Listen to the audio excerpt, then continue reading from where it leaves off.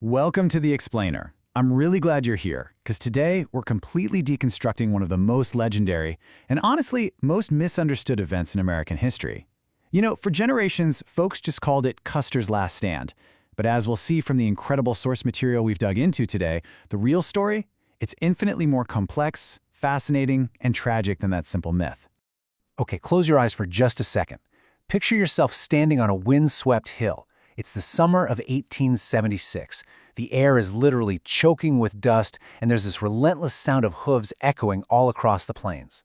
Within just a few short hours of this exact moment, a massive clash is going to unfold between the U.S. Army and a huge, unified coalition of Lakota Sioux, Northern Cheyenne, and Arapaho warriors. It's a moment of immense courage, brutal miscalculation, and sheer determination that will literally rewrite the history of the American West. Section 1. Broken Treaties and Gold, setting the stage for conflict. To really wrap our heads around why this battle happened, we've got to zoom out and look at the macro-level political landscape that made this collision almost inevitable. Right after the Civil War, the U.S. government is heavily pushing westward expansion. They're sending settlers straight into lands that Native American nations had called home for centuries. Now, the government had actually signed the Treaty of Fort Laramie, which legally recognized a huge reservation for the Lakota people. Crucially, this included the Black Hills, a profoundly sacred place for them. But then, 1874 happens. Gold is discovered right in those sacred hills during an expedition led by, you guessed it, George Armstrong Custer. Almost overnight, thousands of miners just flood in, totally ignoring the treaty protections. Tensions absolutely skyrocket. Lakota leaders flat out refuse to surrender their sacred land, and in response, the U.S. government demands they go back to the reservations. Many Native groups say no, holding firm to their right to stay on their ancestral lands. The stage is officially set for war. Section 2. Leaders of the clash. Two very different approaches. So who's actually calling the shots here? On the Native side, you have leaders whose names still command massive respect today. There's Sitting Bull, a deeply revered spiritual leader who really inspired his people's resistance. And right there alongside him is Crazy Horse, easily one of the most brilliant battlefield commanders among the Lakota. Their motivation was rock solid. They were simply defending their families, their rich culture, and their homeland. Now flip over to the other side.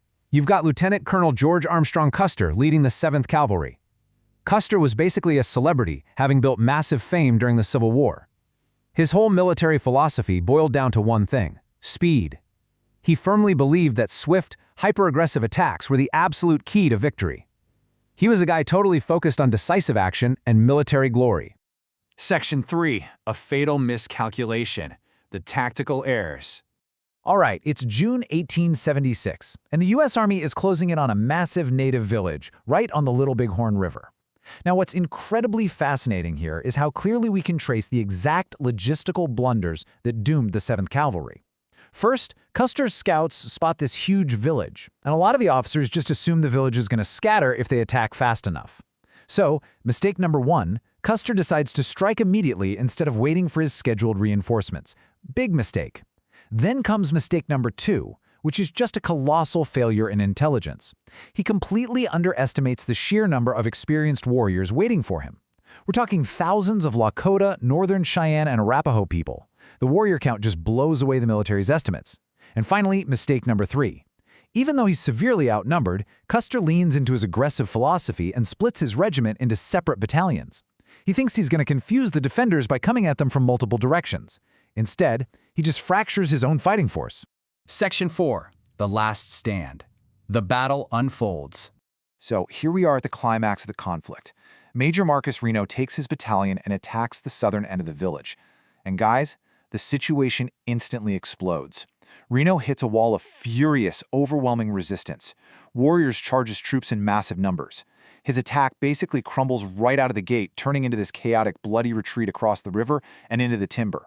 Meanwhile, Captain Frederick Benteen is miles away searching another area, so coordination is completely out the window. And Custer? While Reno is literally fighting for his life, Custer moves north with roughly 200 men. Just 200 men. Marching totally unaware straight into the teeth of thousands of unified warriors.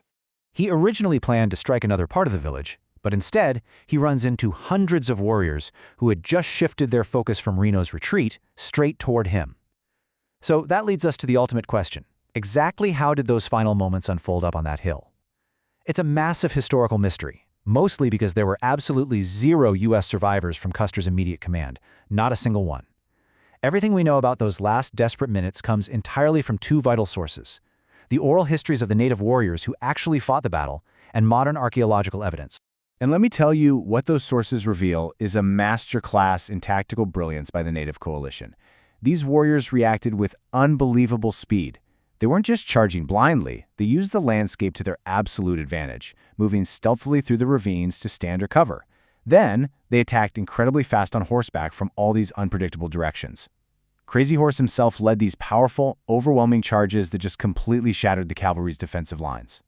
The soldiers, heavily outnumbered and totally surrounded, tried desperately to hold their ground on the ridges, but within a remarkably short amount of time, Custer and every single soldier with him had fallen. Section 5. Shockwaves and Aftermath. A Stunned Nation. By the time U.S. reinforcements finally showed up 2 days later, saving the survivors from Reno and Benteen's groups, the native encampment had already moved on. The battle was over. But the shockwaves, they were just starting to ripple across the continent. This really illustrates the deeply divergent and ultimately tragic aftermath for both sides in the months that followed. For the U.S., the news was an absolute shock. Remember, Custer was a national celebrity. The public was completely stunned by what became known as the worst military disaster in frontier history. In response, the government came down hard and fast, drastically ramping up military operations across the Great Plains. On the flip side, for the native tribes, Little Bighorn was a monumental, unprecedented victory. They proved that a united tribal coalition could actually defeat the very best troops the U.S. Army had to offer. But tragically, that victory was short-lived. The sheer, overwhelming weight of the retaliatory U.S. military presence meant that over the next few months, many native groups were systematically forced onto reservations.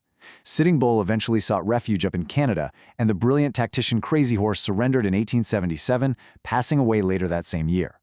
Section 6. Two Worlds Colliding. The True Legacy of Little Bighorn.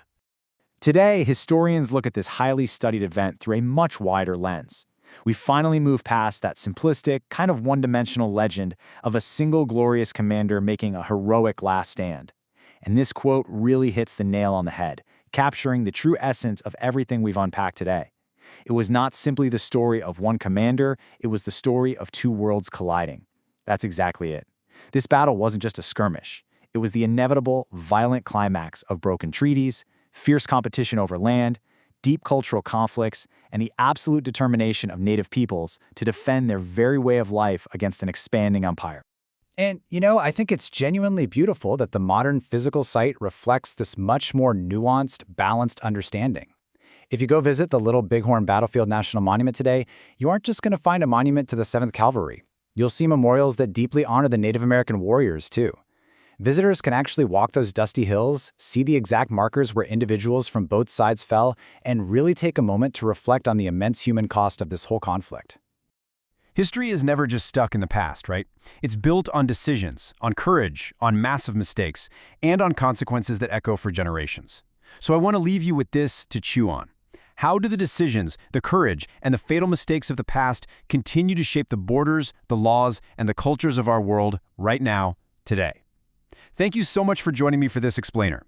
If you enjoyed this deep dive into American history,